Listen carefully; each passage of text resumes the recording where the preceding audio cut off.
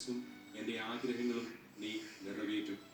പ്രിയപ്പെട്ടവരെ, ഈ ഡയറി കുറിപ്പിൽ നിന്ന് നമ്മൾ മനസ്സിലാക്കുന്ന ഒരു വലിയ ദൈവസത്യം ഇതാണ്: നമ്മളൊക്കെ ദൈവത്തിൻ്റെ ന്യായാസനത്തിങ്കിൽ ഒരിക്കൽ നിൽക്കേണ്ടി വരും. ഏറ്റവും നിസ്സാരമായ പാപത്തിന് പോലും നമ്മൾ ദൈവത്തിന് മുമ്പിൽ ഉത്തരം പറയേണ്ടി വരും. ശുദ്ധീകരണ സ്ഥലം മിഥ്യമായ ഒരു ധാരണയല്ല, മിഥ്യമായ ഒരു ഭാവനയല്ല, അത് സത്യമായ ഒരു സ്ഥലമാണ്. ഈശോയോട് ചേർന്ന് വിശുദ്ധിയിൽ ജീവിച്ച വിശുദ്ധ മരിയ ഫൗസ്റ്റീനായ്ക്ക് വരെ ഒരു ദിവസം ശുദ്ധീകരണ സ്ഥലത്തിലേക്ക് പോകണമെന്ന് ദൈവത്തിൻ്റെ നീതി വിധിച്ചുവെങ്കിൽ നമ്മുടെ ഓരോരുത്തരുടെയും ആത്മാക്കളുടെ സ്ഥിതി എന്താകുമെന്ന് നമുക്ക് ഊഹിക്കാം. പ്രിയപ്പെട്ടവരെ, പ്രത്യേകമായിട്ട് നമ്മുടെ ഇടയിൽ നിന്ന് മരിച്ചുപോയവരുടെ ആത്മാക്കൾക്കായിട്ട് ഈ ഒരു മാസം നമുക്ക് പ്രാർത്ഥിക്കാം. ശാലോം ടിവിയിലൂടെ ഈ 9 ദിവസം നമ്മൾ പ്രത്യേകമായിട്ട് നൊവീന പ്രാർത്ഥന ചൊല്ലിക്കൊണ്ട് ശുദ്ധീകരണ തലസ്ഥ ആത്മാക്കൾക്ക് വേണ്ടി പ്രാർത്ഥിക്കുകയാണ്. നമ്മളെ പ്രാർത്ഥനയെ സഹായിക്കാനായിട്ട് വന്നിരിക്കുന്നത് MSMI സിസ്റ്റേഴ്സും MSMI അസോസിയേറ്റ്സുമാണ്. നമുക്ക് ഒരുമിച്ച് ശുദ്ധീകരണ സ്ഥലത്തെ ആത്മാക്കൾക്ക് വേണ്ടി ഏറ്റവും ആത്മാർത്ഥമായിട്ട് ഈ 9 ദിവസത്തെ നവീന പ്രാർത്ഥനയിൽ ചേർന്നുകൊണ്ട് അവർക്ക് വേണ്ടി നമുക്ക് പ്രാർത്ഥിക്കാം. നമ്മുടെ പ്രാർത്ഥനകൾ വഴിയായിട്ട് 1000 ആത്മാക്കൾ സ്വർഗത്തിലേക്ക് ദൈവതിരുസന്നിധിയിലേക്ക് പോകുവാൻ ദൈവം ഇടവരുത്തട്ടെ. നമുക്ക് ആത്മാർത്ഥതയോടെ നവീന പ്രാർത്ഥനയിലേക്ക് പ്രവേശിക്കാം. പിതാവിന്റെയും പുത്രന്റെയും പരിശുദ്ധാത്മാവിന്റെയും നാമത്തിൽ അത്യുന്നതങ്ങളിൽ ദൈവത്തിന് സ്തുതി. ഭൂമിയിൽ മനുഷ്യർക്ക് സമാധാനവും പ്രത്യാശയും എപ്പോഴും എന്നേക്കും.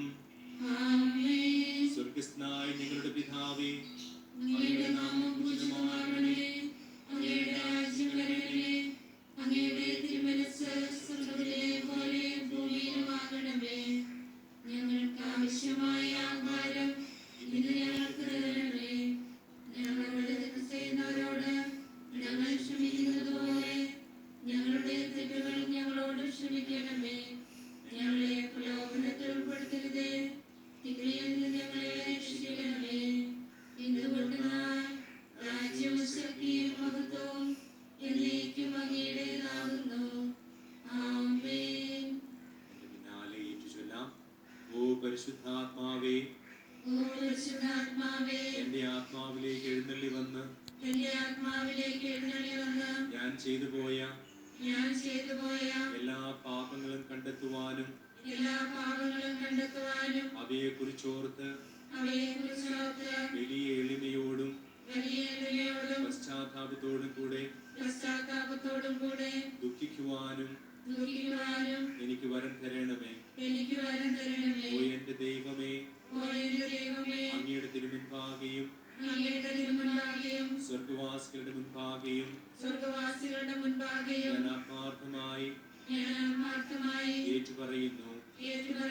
ചിന്തയാലും വാക്കാലും പ്രവൃത്തിയാലും അങ്ങേക്കെതിരായി ഞാൻ പാപം ചെയ്തു പോയി.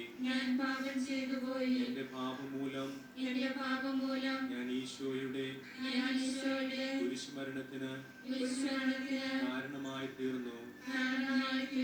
എങ്കിലും അങ്ങന്റെ ആത്മാവിനെ അവിടുത്തെ പുത്രന്റെ രക്തത്താൽ കഴുകി എന്റെ പാപങ്ങൾ ക്ഷമിക്കുകയും അവിടുത്തെ പ്രസാദവരത്തിന്റെ കല്യാണ വസ്ത്രത്താൽ എന്നെ അലങ്കരിക്കുകയും ചെയ്തു. ദൂർത്തനായ എന്നെ പോലൊരു മകനെ കനിഞ്ഞനുഗ്രഹിച്ച അങ്ങേ കാരുണ്യാതിരകം അനുഭവിച്ചുകൊണ്ട് അനുതാപം കൊണ്ടും അതിരില്ലാത്ത നന്ദി കൊണ്ടും നിറഞ്ഞ ഹൃദയത്തോടെ ഞാനിതാ അങ്ങേ തിരുമുമ്പിൽ അണയുന്നു. അങ്ങിലേക്ക് ചൊരിഞ്ഞ എല്ലാ അനുഗ്രഹങ്ങൾക്കും ഞാൻ എന്ത് പ്രത്യുപകാരം ചെയ്യും. കർത്താവേ, എന്റെ എല്ലാ പാപങ്ങളെ കുറിച്ചും ഞാൻ ദുഃഖിക്കുന്നു. അങ്ങയെ സ്നേഹിക്കുന്നതിനാൽ മേലിൽ പാപം ചെയ്യില്ല എന്ന് ഞാൻ പ്രതിജ്ഞ ചെയ്യുന്നു. ആമേൻ.